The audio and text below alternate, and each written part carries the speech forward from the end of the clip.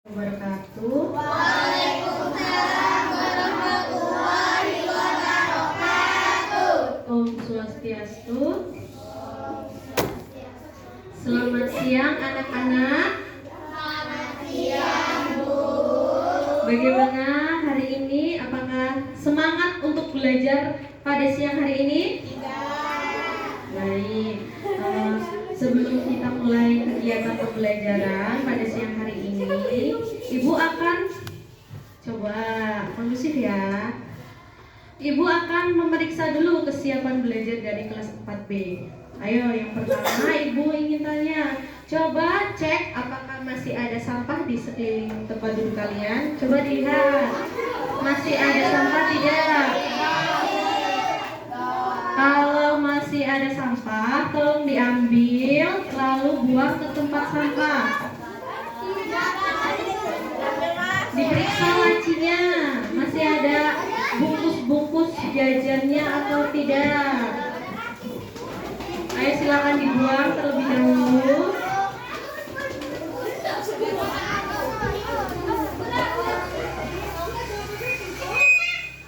Ini ya.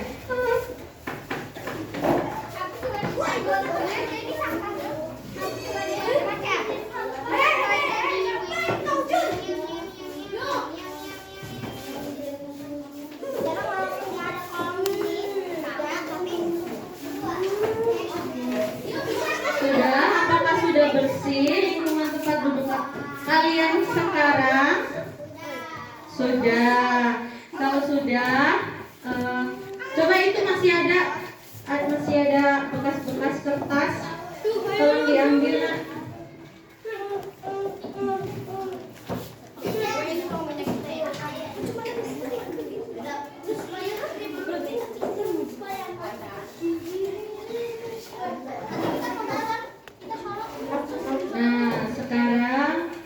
Kita sudah terlihat bersih, sudah siap untuk belajar dengan nyaman, aman, dan menyenangkan. Pembelajaran yang aman itu bagaimana sih? Ada yang tahu tidak? Coba Wahyu, pembelajaran yang aman itu bagaimana? Ada yang tahu? Pembelajaran yang aman, nyaman, dan menyenangkan. Nyaman, kalau ruangan kelasnya bersih, terang, lalu nggak panas, nyaman nggak kalau untuk belajar? Nyaman kan? Nah, itulah tujuan Ibu disuruh untuk melihat masih adakah sampah di lingkungan tempat duduk kalian. Kalau misalnya masih banyak sampah, kita belajar tidak akan terasanya nyaman, begitupun aman untuk belajar. Kalau misalnya masih ada bungkus-bungkus seperti permen, es, nanti terdapat kecoa, semut, jadinya nggak aman, bisa digigit waktu belajar. Akhirnya kita nggak aman untuk belajar ya. Lalu menyenangkan. Kalau suasana kelasnya itu bersih, menyenangkan nggak untuk belajar? Tidak ada bau, tidak ada binatang-binatang yang mengganggu. Bagaimana? Menyenangkan tidak? Ya, lalu dengan keadaan kelas yang tidak ribut, tidak ngobrol sendiri. Nah, nanti Ibu harap pembelajaran kita bisa kondusif, bisa menyenangkan, agar materi yang Ibu sampaikan juga dapat diterima oleh anak-anak dengan baik. Nah, selanjutnya yaitu doa. Doa akan dipimpin oleh ketua kelas kita, Wahyu. Silakan dipimpin.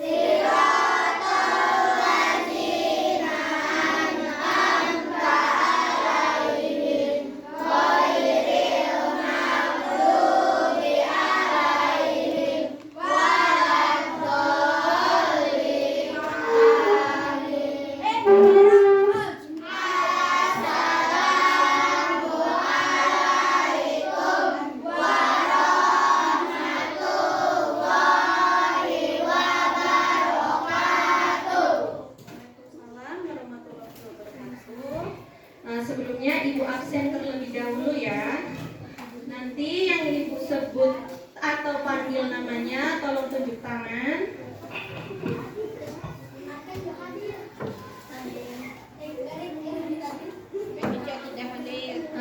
Fahri, Fahri hadir. Hadir. Adinda, Adinda, Ananda,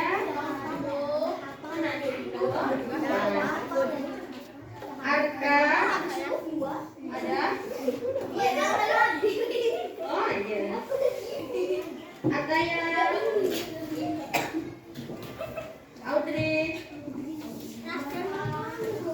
Rafa, Rafa,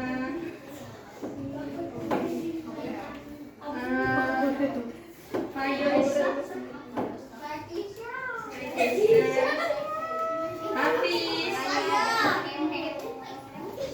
Arjun, Ketut, Julia, Omang, Lulu, Mailina, Naufal, Nikoma, Nesa, Priscilia, Aisyah, Rasya, Rizka, Fira, Wahyu, Zana, Safira. Hadir semua ya. Siapa? Ya ada, bohong ya.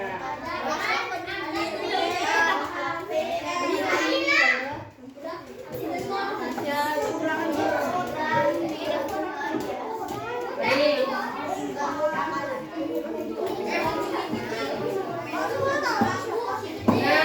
Nah, untuk meningkatkan rasa nasionalisme kita kepada Indonesia, kita nyanyikan dulu lagu nasional Ibu kita Kartini terlebih dahulu ya. Kita nyanyikan bersama-sama.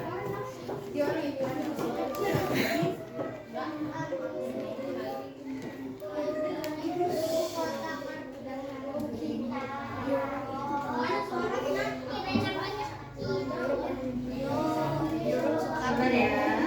Ibu putarkan videonya terlebih dahulu.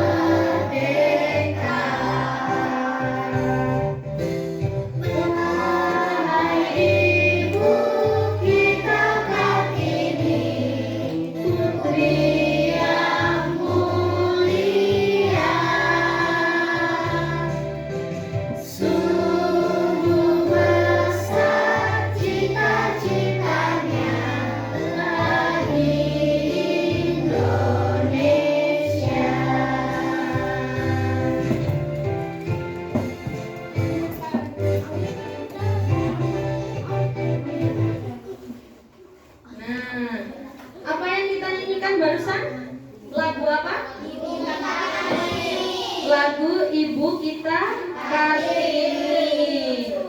Ibu Kita Kartini itu ada yang tahu nggak buku apa yang menjadi kebanggaan dari seorang Kartini?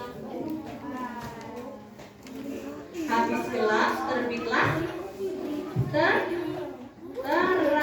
itu buku yang dikeluarkan oleh Ibu Kita Kartini. Pada tanggal 21 April kemarin kita memperingati Hari Ibu Kita Kartini. Masih ingat apa yang diberikan oleh Ibu Yuni waktu upacara? Nah, banyak yang diberikan informasi oleh Ibu Yuni bahwa Ibu Kartini adalah sosok wanita yang memperjuangkan haknya, wanita yang diperjuangkan haknya dalam pendidikan untuk setara, dan pendidikannya itu setara, tidak hanya lelaki saja yang bisa memperoleh pendidikan, tapi wanita pun harus mendapatkannya. Nah, sekarang coba masih ingat tidak materi sebelumnya yang pernah kita pelajari? Ya, nenek moyangku. Nenek moyangku itu masih ingat nggak lagunya seperti apa? Masih. Nah, materi yang sebelumnya kita mempelajari tentang informasi yang ada pada teks nenek moyangku, yaitu mampu membaca teks lagu nenek moyangku, mampu menentukan rima dan lirik nenek moyangku. Ada yang tahu tidak apa sih rima itu? Ayo tunjuk tangan, ya. Omam. Adalah bunyi yang diciptakan oleh atau kata untuk memperindah puisi atau lirik dan menggambarkan perasaan pengarang. Oke, coba bacakan lagi, mungkin temannya ada yang belum jelas. Rima adalah bunyi yang ditimbulkan oleh huruf atau kata untuk memperindah puisi atau lirik dan menggambarkan perasaan pengarang.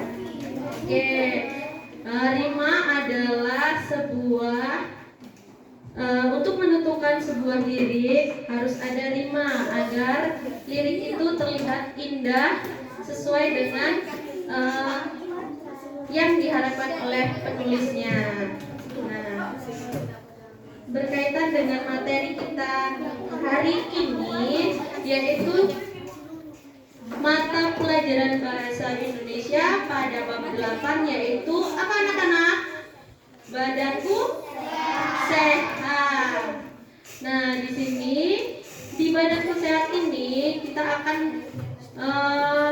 mencari atau menemukan informasi dari cerita fiksi dan unsur yang terkandung dari cerita fiksi.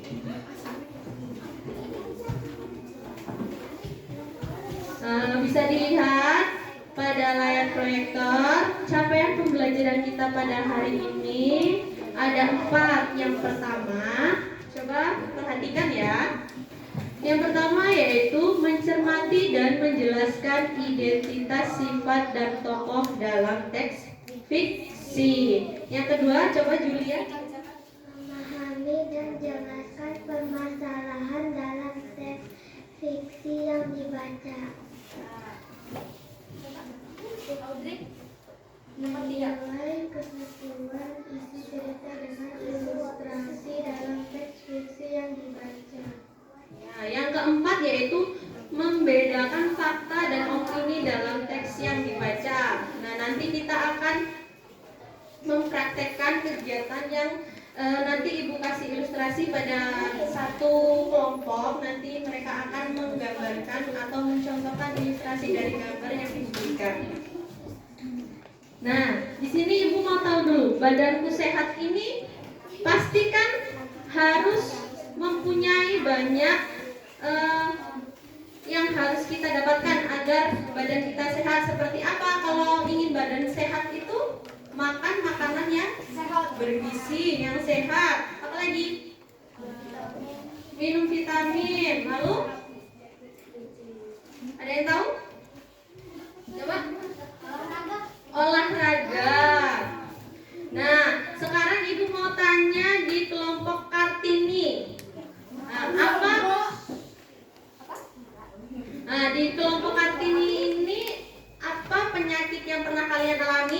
dari salah satu kelompok bisa mencontohkan mungkin pernah mengalami sakit apa nih? Ayo, siapa yang mau memberikan satu argumen ya? Ayo, pernah sakit apa? Coba. Wahyu. Wahyu coba. Demam. Demamnya karena apa? Gak boleh kayak gitu. Ini kan teman kita, harus bicara yang baik. Bagaimana gejalanya? Kok tahu kalau kamu ini demam, sakit demam? Oh, bangun itu langsung panas. Mungkin habis minum es. Banyak kemungkinannya ya. Nah, lalu ada nggak cara kamu untuk bagaimana sih biar sembuh? Kamu harus ngapain? Kamu ngapain? Minum obat. Nah, Wahyu ini bangun tidur badannya langsung panas. Dia mengindikasikan bahwa badan dia itu terkena demam.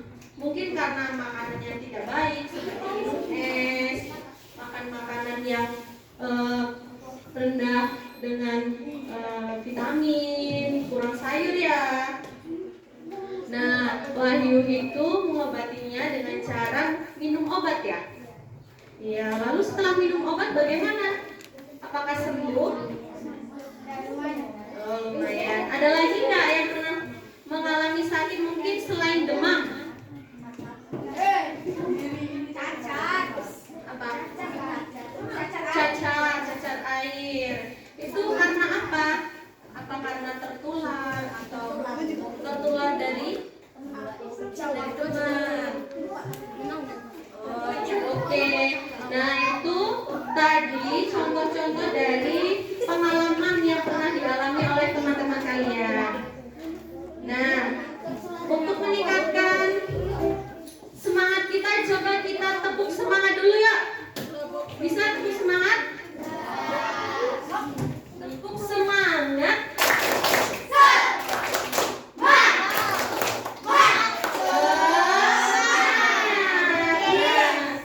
Sekali lagi dong.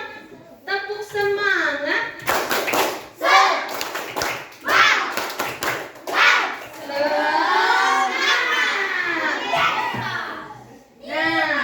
Tadi kan sudah mengetahui nih pengalaman dari teman-teman kalian tentang apa yang pernah mereka rasakan di badannya. Nah, di sini Ibu ada satu tontonan video mengenai menjaga kebersihan diri. Coba bisa dilihat ya.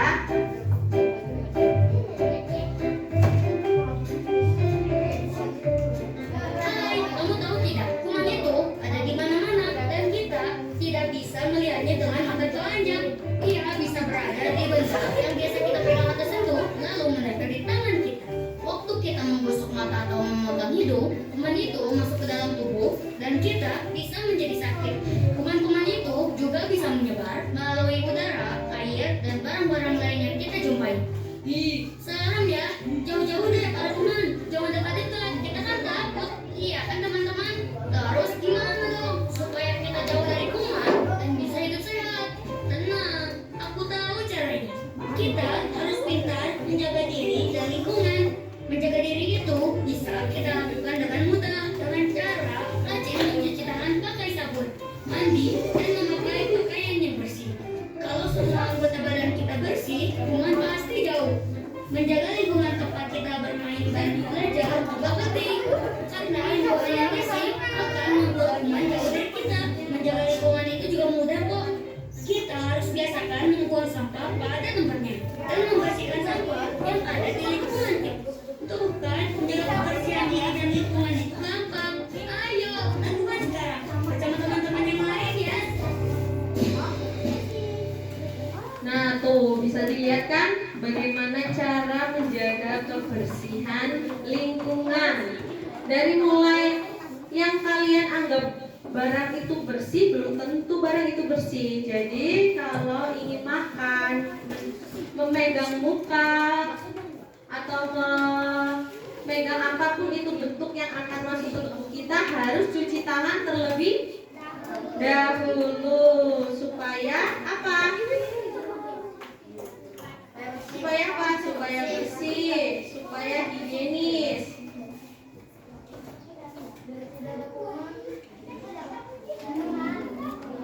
Biar kuman-kuman itu hilang.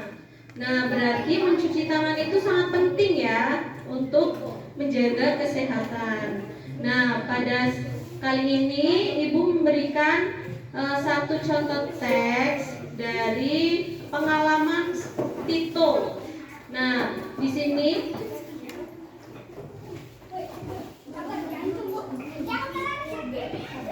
nah, coba dilihat. Di situ ada cerita tentang Tito, tentang kehidupan Tito yang dia ceritakan ke sebuah teks. Nah, coba di sini tunjuk tangan siapa yang ingin membacakan cerita Tito tersebut. Ayo. Boleh. Bacain aja. Dulu Tito tidak suka sayur dan buah. Ia hanya suka makan makanan cepat saji seperti mie instan atau sosis. Selain itu, dia juga lebih suka bermain games di rumah. Suatu hari Tito sakit dan harus dilarikan ke klinik. Badannya kurus tapi terasa berat. Tito merasa pusing, mual dan lemah. Setelah diperiksa, dokter bilang Tito kurang nutrisi dan kurang olahraga. Dokter menyarankan agar Tito mulai membiasakan diri memakan makanan bergizi seimbang.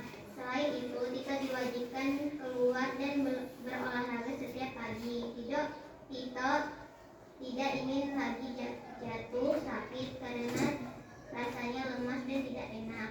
Sejak itu Tito mulai membiasakan diri hidup sehat. Apakah kamu sudah terbiasa makan makanan bergizi dan berolahraga?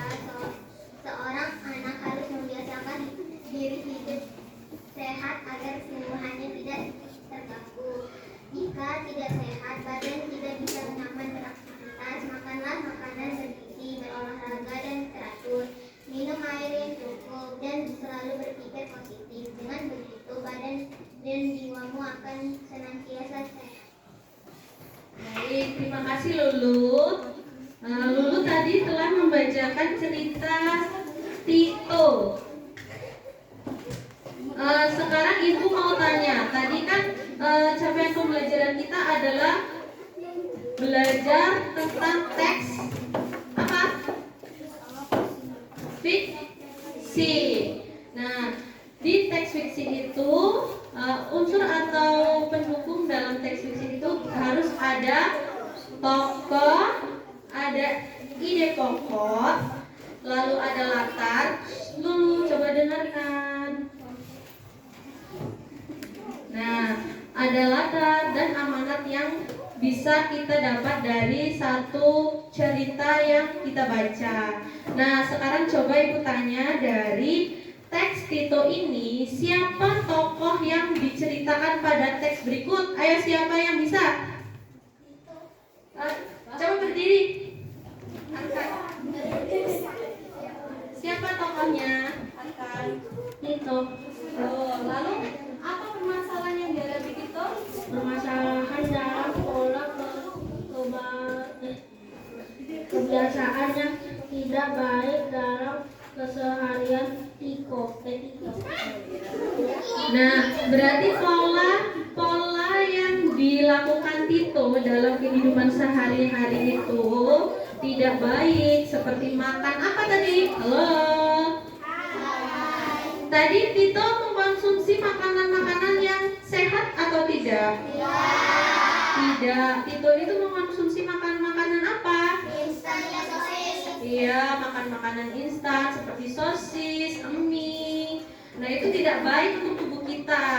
Jadi makanan yang baik untuk tubuh itu apa aja? Sayur, buah,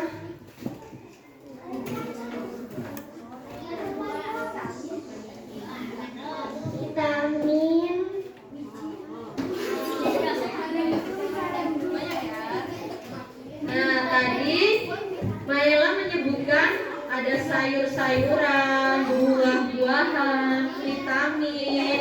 Lalu ada apa lagi? Ayo, coba kelompok Budi Utomo. Ada makanan sehat itu menurut kelompok kalian apa saja? Buah, sayur. Ya, ada susu, ada vitamin, air putih ya. Nah, lalu tadi Ibu sudah sebutin bahwa ada beberapa unsur. Yang terakhir yaitu amanat atau pesan yang didapat. Nah, amanat atau pesan yang didapat dari cerita Tito itu apa menurut kalian? Rizky, coba. Rizky. Ayo, Rizka, coba dibaca. Kita harus melakukan kebiasaan yang baik dan positif agar tubuh sehat dan kuat. Ada lain, ada pendapat yang lain dari kelompok Kartini, Soekarno,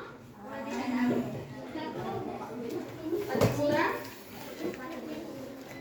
Ada tidak? Ayo. Cukup ya. Jadi pesan yang kita ambil dari cerita itu, kita harus selalu memperhatikan asupan makanan. Coba perhatikan ya. Makanan yang harus kita asupi dalam tubuh kita itu harus makanan yang sehat, berolahraga, selalu menanamkan pikiran yang positif agar tubuh kita pun menjadi bugar. Nah, siapa di kelas ini yang suka membaca? Ayo tunjuk tangan. Kadang-kadang, Raisa, coba biasanya buku apa yang dibaca? Buku cerita, dongeng ya. Lalu siapa lagi yang suka membaca? Lulu suka baca buku apa? Komik. Lalu komik juga. Adinda? Komik. Banyak ya, komik. Terus buku cerita, legenda. Nah, itu termasuk ke dalam cerita apa sih? Tadi kan kita pelajari tentang cerita fiksi. Nah, cerita fiksi itu adalah cerita hayalan atau imajinasi. Berarti kalau dongeng itu imajinasi bukan? Imajinasi bukan? Hayalan bukan? Iya. Berarti cerita kayak komik, dongeng. Nah, itu masuk ke dalam cerita fiksi. Nah, di sini ada video tentang penjelasan tentang apa sih itu cerita fiksi. Nah, coba perhatikan ya. Nanti ada soal yang akan Ibu berikan. Jadi tolong diamati, jangan berisik. Cerita nyata dan cerita fiksi. Cerita nyata berasal dari kisah nyata yang benar-benar terjadi dan fiksi dari cerita yang dikarang penulis. Kali ini kita akan mencari tahu apa itu cerita fiksi serta ciri-cirinya. Sebelum kita lanjut videonya, jangan lupa tombol subscribe dan tombol loncengnya ya. Apa itu cerita fiksi? Cerita fiksi merupakan cerita yang dibuat dari hal-hal yang bersifat fiksi. Fiksi berasal dari sesuatu yang berasal dari rekaan atau nggak berdasarkan kenyataan. Nah, berdasarkan jenisnya, cerita fiksi merupakan kisah atau cerita yang didasarkan rekaan atau cerita khayalan. Meski cerita fiksi berdasarkan khayalan atau imajinasi, ada beberapa cerita fiksi yang tetap masuk akal. Bahkan ada juga fiksi yang inspirasi bisa terlihat mirip. Ada ciri cerita fiksi yang bisa kita ketahui untuk mengetahui apakah sebuah cerita berdasarkan kisah nyata atau hanya hasil imajinasi penulisnya saja. Ciri-ciri cerita fiksi yang membedakan dengan kisah nyata. Cerita fiksi bersifat imajinatif atau rekaan sang penulis. Kisah imajinatif ini bisa berasal dari wawasan, pengetahuan, maupun pemikiran pengarang terhadap sesuatu hal. Cerita fiksi punya nilai kebenaran yang gak harus dibuktikan. Maksudnya, hal-hal yang terdapat dalam cerita fiksi gak harus berdasarkan atau bersumber dari suatu kebenaran. Susunan atau alur cerita dari cerita fiksi juga cenderung bebas dan gak harus mengikuti alur tertentu. Hal ini membuat pengarang jadi punya kebebasan untuk menyusun atau membuat karangannya sendiri. Tujuan dari dibuatnya cerita fiksi kebanyakan untuk membangkitkan emosi pembacanya. Hal ini terlihat dari cerita yang terlihat berlebihan dan kadang gak masuk akal. Meski terkadang terlihat berlebihan, cerita fiksi juga bisa memberikan pesan moral bagi pembacanya. Agar pembaca melatih juga emosinya dengan membaca suatu cerita fiksi, maka bahasa yang digunakan kebanyakan bersifat konotatif. Bahasa yang bersifat konotatif artinya bahasa yang mengandung konotasi, yaitu pikiran yang menimbulkan rasa pada diri pembaca saat ia membaca sebuah kata. Sulit membedakan cerita fiksi dan cerita non-fiksi. Perbedaan utama dari cerita fiksi dengan cerita non-fiksi atau kisah nyata antara lain ada pada cerita yang bersifat imajiner atau berdasarkan imajinasi dengan cerita yang benar-benar terjadi. Meski ada perbedaan utama dalam dua jenis karya sastra ini, namun ciri itu juga berhubungan dengan berbagai unsur lainnya. Berbagai unsur lain ini misalnya gaya bahasa, susunan cerita, atau kisah yang diceritakan. Cerita fiksi bisa saja menggunakan cerita yang terkesan berlebihan, namun cerita non-fiksi juga bisa diceritakan dengan menggunakan bahasa yang dilebih-lebihkan. Mungkin ada cerita fiksi yang dibuat dengan bahasa yang baku dan kaku, tapi ada juga cerita fiksi yang dituliskan dengan bahasa yang santai dan mudah dimengerti. Hal yang sama juga bisa terdapat pada cerita non-fiksi seperti novel atau karya biografi seseorang. Nah, itulah ciri-ciri cerita fiksi.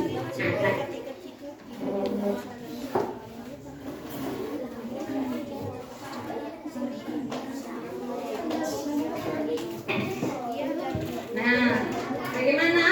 Sudah ada gambaran tentang cerita fiksi?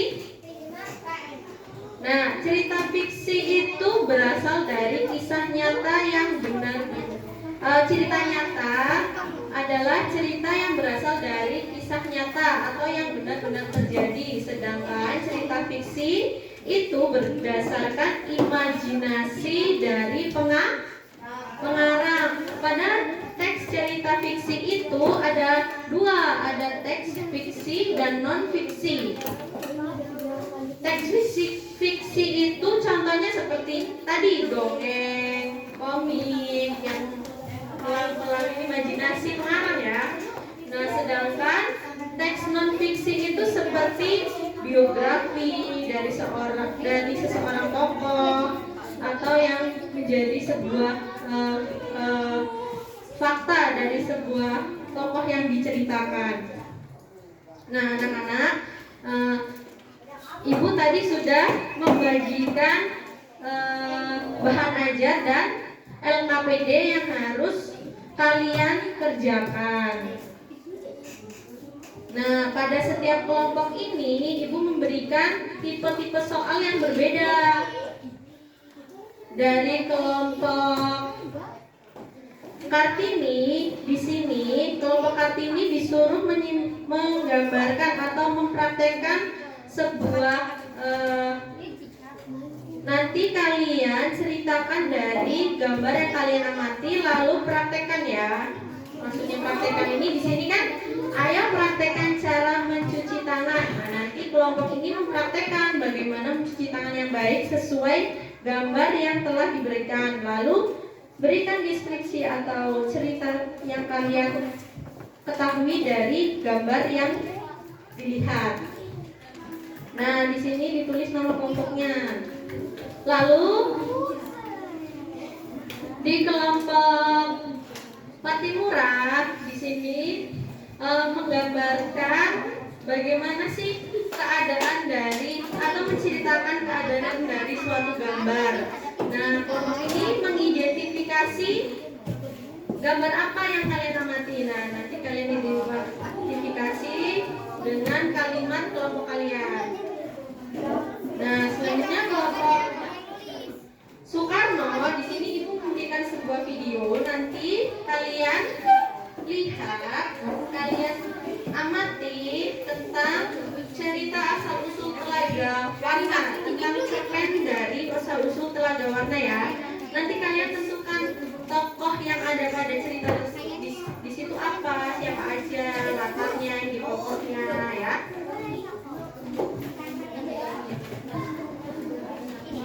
Nah, untuk kelompok Budi Utomo di sini ibu berikan sebuah teks cerpen tentang kue cubit musim hujan.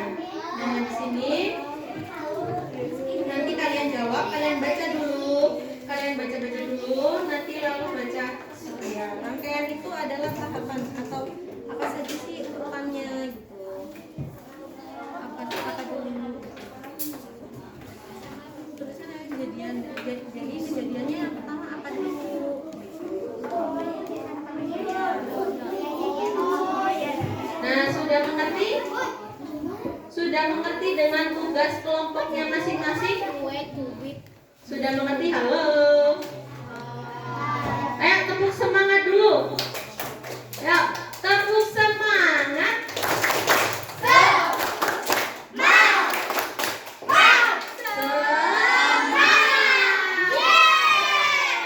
Nah, sekarang waktunya berlatih. Ayo berdiskusi bersama kelompok, dikerjakan. Nanti ibu minta dipresentasikan hasilnya ya. Setiap kelompok memberikan presentasi dari hasilnya masing-masing. Ya, dikerjakan dulu. Ya. Nah, sekarang yang ada tugas di luar adalah kelompok Kartini. Kelompok Kartini tugasnya adalah mencuci tangan. Nah, berarti kita praktekkan bagaimana mencuci tangan yang bersih. Ayo kita keluar. Ibu sudah menyiapkan sabun cuci tangan di luar ya. Nanti kalian praktekin. Nah, untuk kelompok lain tetap fokus mengerjakan tugasnya masing-masing. Jangan ke distract dengan kelompok lain. Diingat ya.